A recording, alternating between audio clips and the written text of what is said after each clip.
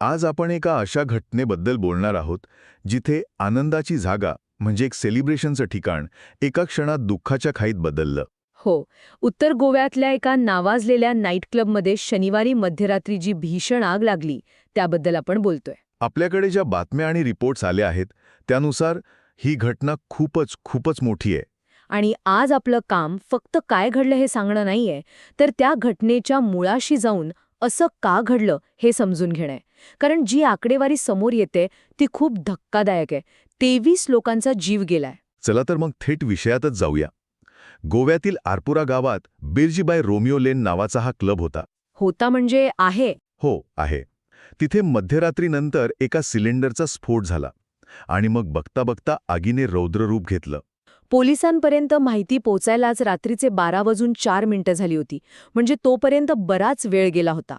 आणि जी आकडेवारी समोर आलीये ती खरंच म्हणजे मृत्युमुखी पडलेल्या 23 जणांमध्ये बहुतेक जण किचनमधले कर्मचारी होते. हो. आणि त्यात 3 महिलांचाही समावेश होता. एवढंच नाही तर 3 ते 4 पर्यटकही या दुर्घटनेचे बळी ठरले. पण यातली एक गोष्ट जी मला सगळ्यात जास्त त्रासदायक वाटतीये ती म्हणजे मृत्यूचं कारण. तुम्ही त्या गुदमरण्याच्या मुद्द्यावर बोलताय, बरोबर? हो, अगदी. अनेकांचा मृत्यू भाजल्यामुळे नाही तर धुरामुळे गुदमरून झालाय. आणि हेच या दुर्घटनेची गंभीरता दाखवतं. लोक जीव वाचवण्यासाठी बेसमेंटकडे धावले आणि तिथेच अडकले. म्हणजे चुकीच्या दिशेने गेले, त्यांना बाहेर पडायचा मार्गच सापडला नाही. नेमका तोच मुद्दा आहे. जेव्हा अशा बंद ठिकाणी आग लागते तेव्हा आगीपेक्षा जास्त धोकादायक असतो तो धूर, कार्बन मोनॉक्साईड. 2-3 श्वासही माणसाला बेशुद्ध करू शकतात. यावरून हे स्पष्ट दिसतंय की तिथे सुरक्षित बाहेर पडण्याचा मार्गच नव्हता किंवा त्याबद्दल कोणाला माहितीच नव्हती. म्हणजे बेसिक एक्झिट प्लॅन किंवा इमर्जन्सी ड्रिल्स या सगळ्या गोष्टींचा अभाव होता. नक्कीच. आणि आता प्रशासकीय प्रतिसादही आला आहे. गोव्याचे मुख्यमंत्री प्रमोद सावंत घटनास्थळी गेले होते. हो, त्यांनी याला गोव्यासाठी एक अत्यंत वेदनादायी दिवस म्हटलंय आणि सखोल चौकशीचे आदेश दिलेत. आणि प्राथमिक तपासात एक गोष्ट तर स्पष्ट झालीय की क्लबने अग्निसुरक्षेच्या नियमांचं सरळ उल्लंघन केलं होतं. आता व्यवस्थापन आणि संबंधित अधिकाऱ्यांवर कारवाईचं आश्वासन दिलं गेलं आहे. पंतप्रधान कार्यालयाकडूनही मदत जाहीर झाली आहे. हो, मृतांच्या कुटुंबियांना 2 लाख आणि जखमींना 50,000ची मदत. पण मदत जाहीर करून प्रश्न सुटतो का? नाही सुटत. आणि हाच माझा पुढचा प्रश्न होता.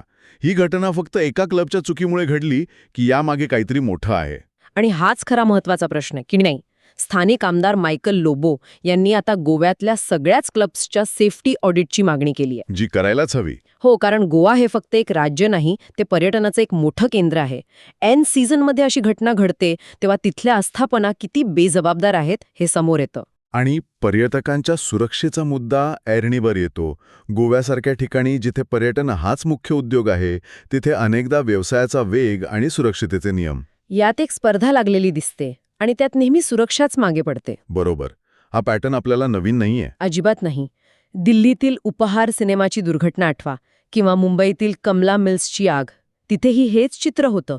विकासाच्या आणि व्यवसायाच्या हव्यासापोटी सुरक्षेच्या नियमांना दिलेली तिलांजली. म्हणजे ही एकच घटना नाहीये, ही एक प्रकारची मानसिकता आहे. हो. नॅशनल क्राईम रेकॉर्ड्स ब्युरोची आकडेवारी सांगते की व्यावसायिक इमारतींमध्ये लागणाऱ्या आगींपैकी 70% जास्त घटनांमध्ये अग्निसुरक्षेच्या नियमांचं उल्लंघन झालेलं असतं. 70%? हा खूप मोठा आकडा आहे. खूप मोठा. तर मग या सगळ्याचा अर्थ असा आहे की ही एक दुर्दैवी घटना तर आहेच, पण त्याहूनही जास्त ही एका मोठ्या आणि सतत दुर्लक्ष केल्या जाणाऱ्या समस्येची लक्षणं आहेत. अगदी बरोबर. ही पर्यटनावर अवलंबून असलेल्या प्रत्येक राज्यासाठी एक धोक्याची घंटा आहे. पर्यटकांना आकर्षित करण्याच्या नादात त्यांच्या सुरक्षेकडे दुर्लक्ष करणं किती महागात पडू शकतं याचं हे एक भीषण उदाहरण आहे. आजची चर्चा संपवताना एक विचार मनात येतो. आपण जेव्हा आपल्या कुटुंबासोबत, मुलांसोबत अशा लोकप्रिय ठिकाणी फिरायला जातो तेव्हा फक्त तिथला चकचकीतपणा बघतो. हो, पण त्यामागे दडलेले धोके ओळखण्याचा आपण कधी प्रयत्न करतो का? आणि एक पर्यटक म्हणून, एक नागरिक म्हणून आपल्या सुरक्षेबद्दल आपण किती जागरूक राहायला हवं हा प्रश्न खरंच विचार करायला लावणार आहे.